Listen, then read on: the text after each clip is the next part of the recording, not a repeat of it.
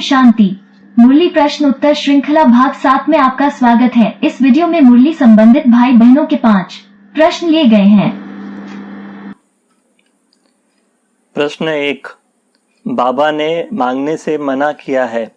मुरली में आता है मांगने से मरना भला, तब हम अधिकार से कैसे ले सकते हैं? प्लीज़ क्लियर कीजिए। उत्तर है, आपको यदि अपने लौकिक माता पिता से कुछ मांगना हो तो आप किस मनोस्थिति से मांगती हैं, और किसी अन्य से कुछ मांगना हो तो क्या उसी मनोस्थिति से मांगेंगी? विवाहित कन्या का भी अपने मायके के व्यवहार और ससुर घर के व्यवहार में फर्क साफ देखने में आता है। ससुराल में भी जब वह नई नवेली दुल्हन के रूप में आती है तब के व्यवहार और कई वर्षों के बाद का व्यवहार एक समान नहीं रहता है। एक में संबंध के कारण अपनापन है, इसलिए अधिकार से मांगना होता है, जबकि दूसरे में यह नहीं होने की वजह से संकोच अथवा झुकाव है।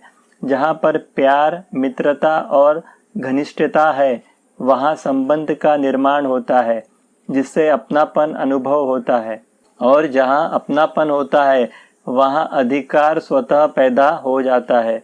भक्ति में परमात्मा का सच्चा परिचय, उनसे अपना संबंध और प्राप्तियों का ज्ञान न होने से अधिकार की भावना नहीं रहती, इसलिए मांगते रहते हैं। दूसरी बात, बाबा ने दूसरों से मांगने के लिए मना किया है, क्योंकि हम देवता अर्थात दाता बन रहे हैं, और दाता मांगते नहीं बल्कि देते हैं।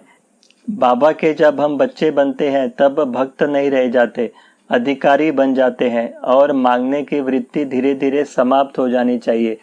जब अपने अधिकारीपन की स्थिति अथवा सर्व प्राप्ति स्वरूप के समान से नीचे आते हैं, तभी ही मांगने की वृत्ति इमर्ज होती है। हाँ, बाबा के सामने प्यार अथवा अधिकार से हम अपनी इच्छा जरूर रख सकते हैं, पर उसके बाद निश्चय बुद्धि हो, निश्चिंत हो जाना चाहिए, क्योंकि वो जानता है हमारे लिए क्या जरूरी और उचित है।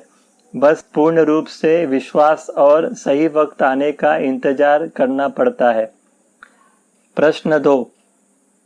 बाबा कहते हैं कि आत्मा परमात्मा और प्रकृति अविनाशी है, इनकी रचना मैंने नहीं की, परंतु आज की मुरली में है कि इन आँखों से जो भी दिखाई देता है वह रचना है। धरती पर उगने वाली वनस्पति, सभी जीव, ग्रह, नक्षत्र, तारे आदि भी तो दिखाई देते हैं, अर्थात ये सब रचना है, और परमात्मा इनका रचयिता।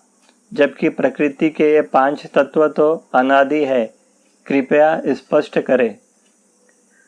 इसका उत्तर है, प्रकृति के मूल 5 तत्व अनादि अविनाशी हैं, लेकिन संकल्पों से उस तत्व के द्वारा निर्माण तो किया जा सकता है, अर्थात उसको आकार अथवा डिजाइन तो दिया जा सकता है।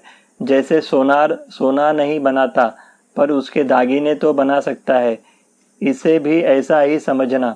अपने संकल्पों के द्वारा परमात्मा प्रकृति का परिवर्तन करता है, उसे अपने मूल स्वरूप में लाता है। इस कारण वह रचयिता है। लौकिक माता पिता को भी हद का रचयिता कहते हैं, क्योंकि वे निमित्त बनते हैं नई आत्मा को गर्भ में प्रवेश कराने के लिए। इसी तरह परमात्मा भी निमित्त बनता है प्रकृति के तत्वों को और जीवात्माओं को पाठ बजाने के लिए। जैसे आत्मा नहीं तो शरीर नहीं, वैसे परमात्मा नहीं तो यह विश्व नहीं। यह सारा विश्व ही जैसे परमात्मा का विराट रूप है। प्रश्न 3। बाबा मुरलियों में सदा कहते हैं कि सार में स्थित हो जाओ। यह सार में स्थित होना क्या होता है? उत्तर है, आत्मिक स्वरूप में स्थित होना ही सार में स्थित होना है। यह आत्मा के उपराम और विश्राम की अवस्था है, कर्मों के पाठ से परे अर्थात फुल स्टॉप की अवस्था है, प्रश्नों के पार बिंदु स्वरूप में स्थित होने की अवस्था, जहाँ मन संसार में बाबा को और बाबा में ही संसार देखता है। सार में स्थित रहेंगे तो माया और बाबा दोनों को समझा जा सकता है। विस्तार द्वारा समझना मुश्किल है। निरंतर एक बाप की याद में रहो, अर्थात एक निश्चय बुद्धि बनो और निश्चिंत रहो, यही सार है। समय अति की ओर जा रहा है, हर चीज का विस्तार हो रहा है, यानी माया का भी फैलाव हो रहा है। इसलिए बाबा कहते हैं बच्चे सार में स्थित हो जाओ। बाप के डायरेक्शन पर नहीं चलेंगे तो माया के डायरेक्शन पर चलना पड़ेगा। जो सार में स्थित हो रहे होंगे वे अंतर्मुखी होंगे। उन्हें विस्तार में जाना, ज्यादा आवाज में आना, ज्यादा सुनना सुनाना पसंद नहीं आएगा।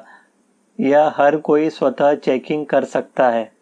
प्रश्न 4, मुरली में जो ब्राह्मणों की चोटी कहते हैं उसका भावार्थ क्या है, कृपया समझाएं।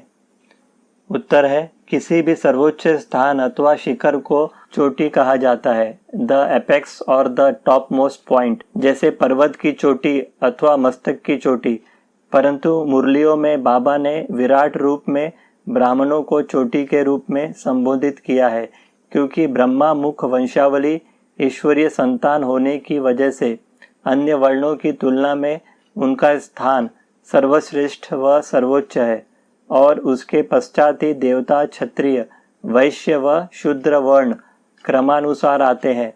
ब्राह्मणों में भी उनकी चोटी इन कारणों से प्रसिद्ध है। ब्राह्मणों की चोटी 1 पवित्रता का प्रतीक है, 2 ज्ञान का प्रतीक है, 3 दृढ़ संकल्प का प्रतीक है, और आखिर में बाबा रमणीकता में चोटी को माया के अथवा भक्ति के दुबन से निकालने के लिए आधार के रूप में भी वर्णन करते हैं कि मनुष्य जब भक्ति मार्ग के दुबन अथवा दलदल में फंस जाते हैं और एकदम गले तक आ जाते हैं, जब बाकी चोटी रह जाती है, तब बाप आते हैं बचाने, क्योंकि पकड़ने के लिए कुछ तो चाहिए ना। प्रश्न 5, आज की मुरली में बाबा ने कहा सतयुग में काल नहीं आता तो महाकाल भी नहीं आता, कृपया स्पष्ट कीजिए। इसका उत्तर है, काल अर्थात सीमित अथवा असामयिक मृत्यु, जो स्वर्ग में नहीं होता। शिव बाबा को महाकाल इसलिए कहते हैं क्योंकि वे विश्व की सभी आत्माओं को बिना उनकी इच्छा के परम धाम या मुक्ति धाम ले जाते हैं। पर यह महाकाल वाला कर्तव्य कलयुग के अंत में ही लागू होता है। सतयुग या त्रेता युग में शिव बाबा या महाकाल का कोई कार्य नहीं होता। ओम शांति।